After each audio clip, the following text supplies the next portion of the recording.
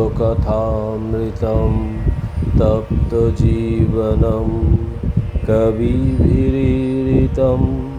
कल्मषापहं श्रवणमङ्गलं श्रीमदाततं भुवि गृह्णन्ति ये भूरिदा जनाः। শ্রী শ্রী রামকৃষ্ণ কথামৃত তৃতীয় ভাগ ষড়বিংশ খণ্ড প্রথম পরিচ্ছেদ। কাশীপুর বাগানে সাঙ্গপাঙ্গ সঙ্গে শ্রীরামকৃষ্ণ। কাশীপুর বাগানে ভক্ত সঙ্গে। শ্রীরামকৃষ্ণ কাশীপুরের বাগানে সেই উপরের ঘরে শয্যার উপর বসিয়া আছেন। ঘরে শশী ও মণি।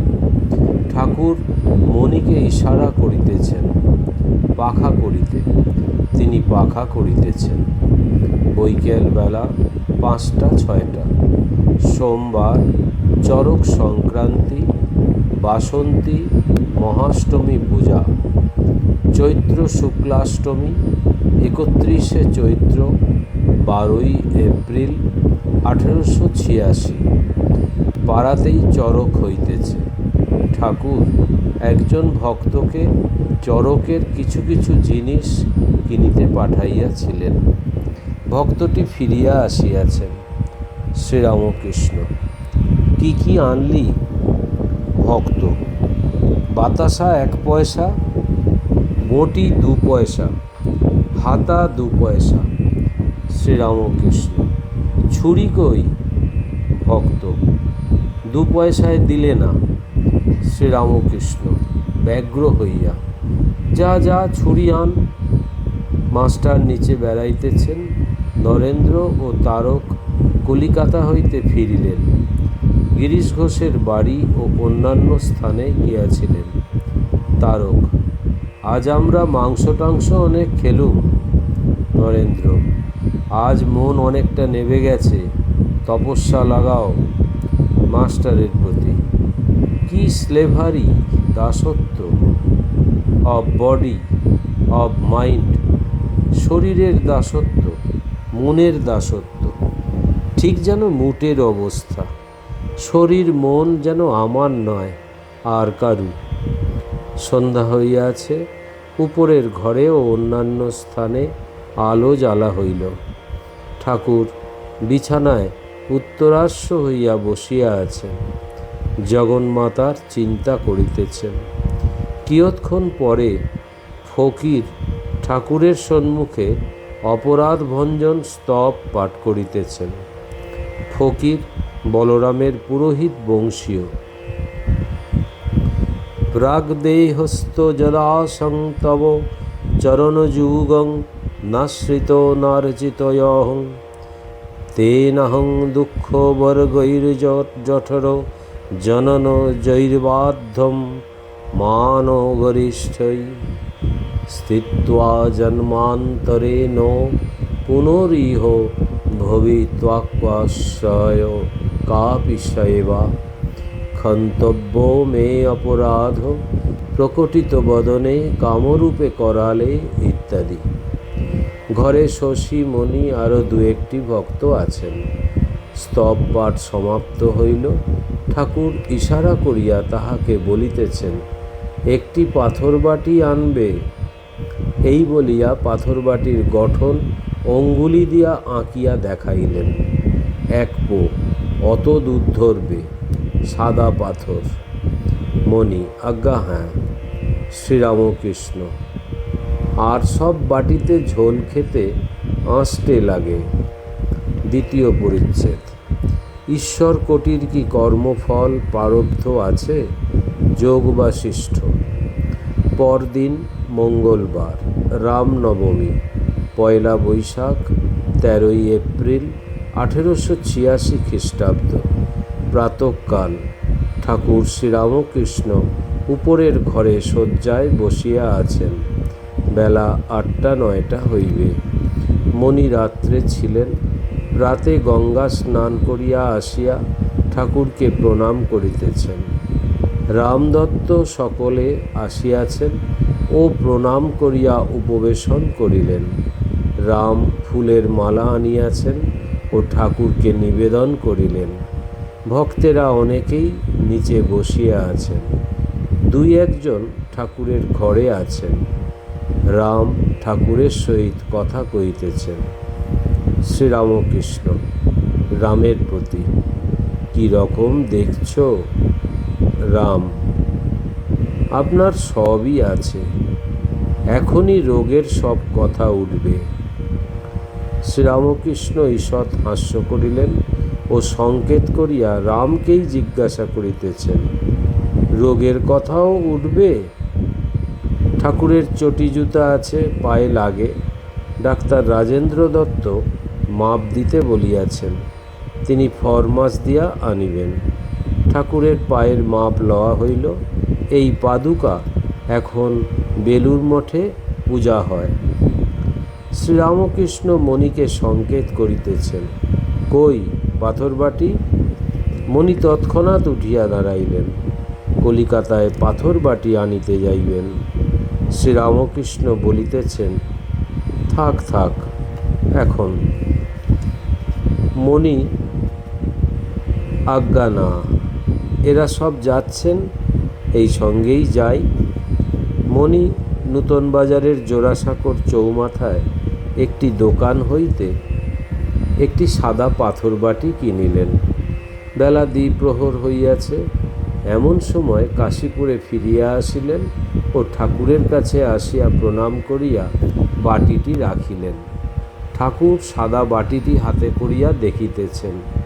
ডাক্তার রাজেন্দ্র দত্ত, গীতা হস্তে শ্রীনাথ ডাক্তার, শ্রীযুক্ত রাখাল হালদার, আরও কয়েকজন আসিয়া উপস্থিত হইলেন।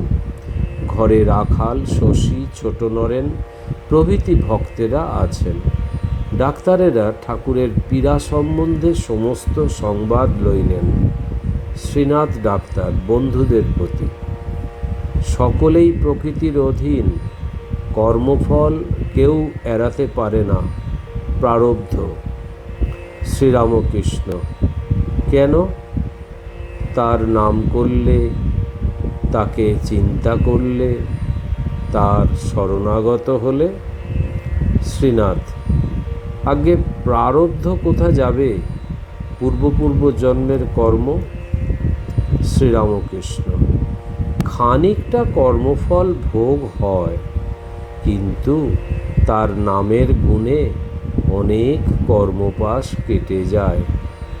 একজন পূর্বজন্মের কর্মের দরুন 7 জন্ম কানা হতো, কিন্তু সে গঙ্গা স্নান করলে গঙ্গা স্নানে মুক্তি হয়।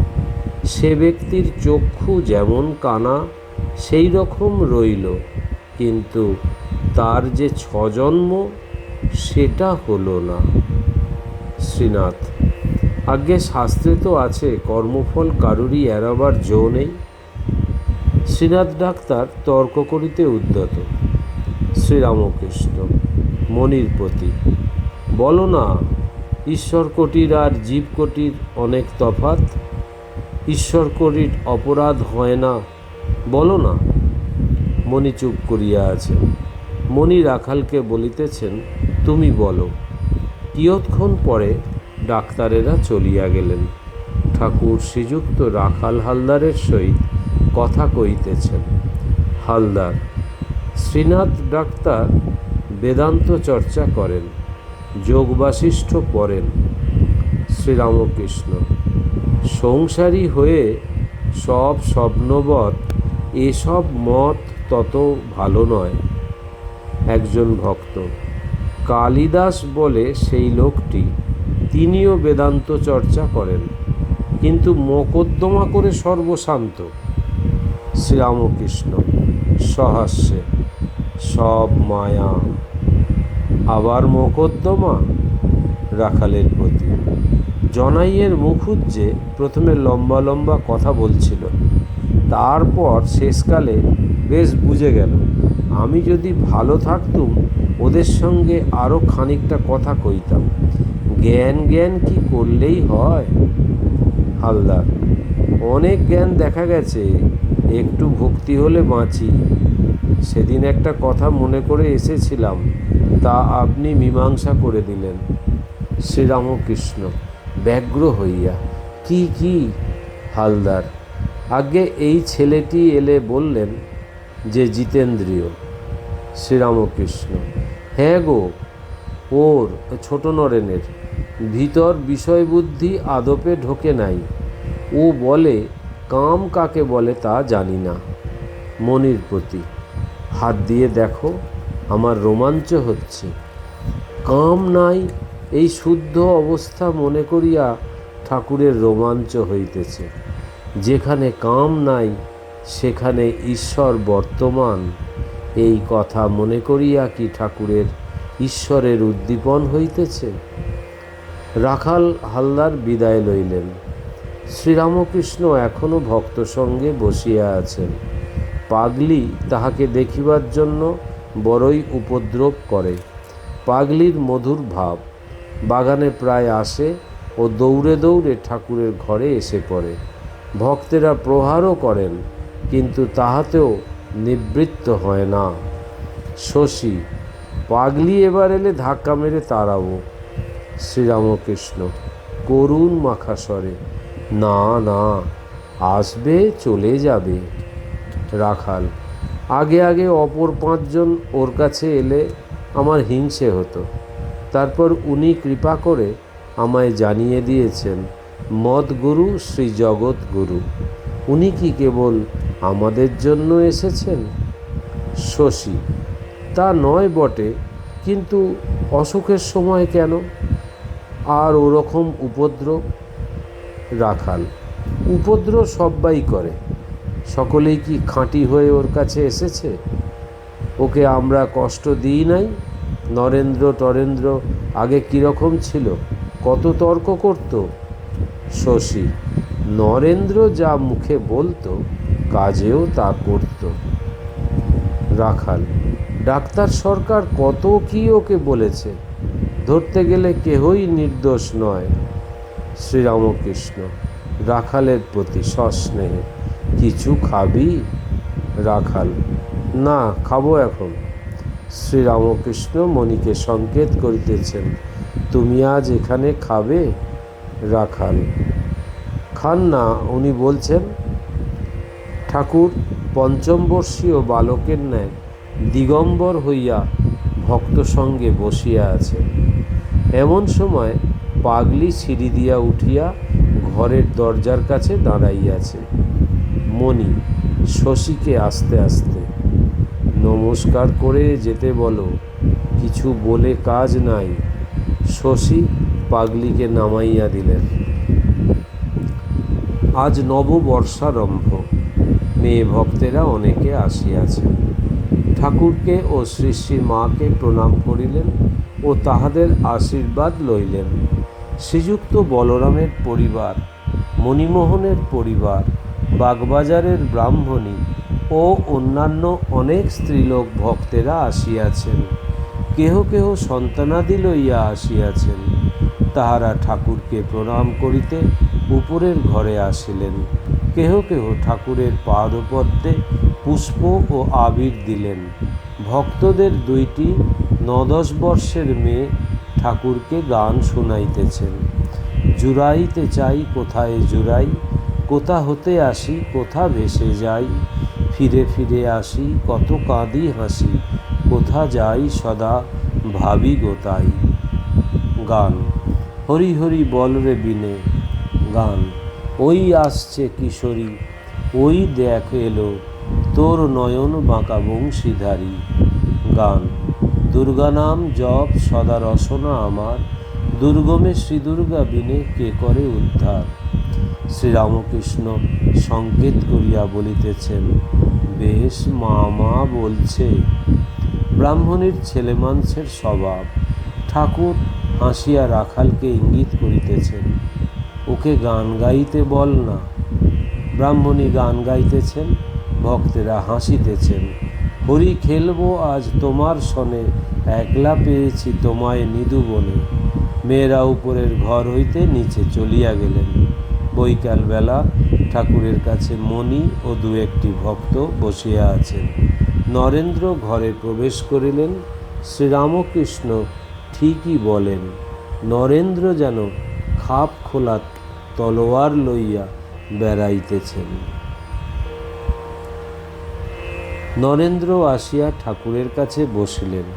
ঠাকুরকে শুনাইয়া নরেন্দ্র মেয়েদের সম্বন্ধে যৎপরণাস্তি বিরক্তি ভাব প্রকাশ করিতেছেন। মেয়েদের সঙ্গ ঈশ্বর লাভের ভয়ানক বিঘ্ন বলিতেছেন। শ্রীরামকৃষ্ণ কোনো কথা কহিতেছেন না, সকলেই শুনিতেছেন। নরেন্দ্র আবার বলিতেছেন, আমি চাই শান্তি, আমি ঈশ্বর পর্যন্ত চাই না। শ্রীরামকৃষ্ণ নরেন্দ্রকে এক দৃষ্টে দেখিতেছেন, মুখে কোনো কথা নাই। নরেন্দ্র মাঝে মাঝে সুর করিয়া বলিতেছেন, সত্যম জ্ঞানম অনন্তম, ওম নিরঞ্জনম নিত্যম অনন্তরূপম ভক্তানুকম্পাধীত বিগ্রহং বৈ ঈশাবতারম পরমেশমিড্ডম তং রামকৃষ্ণম শিরসা নমামহম। শ্রীরামকৃষ্ণার্পণমস্তু।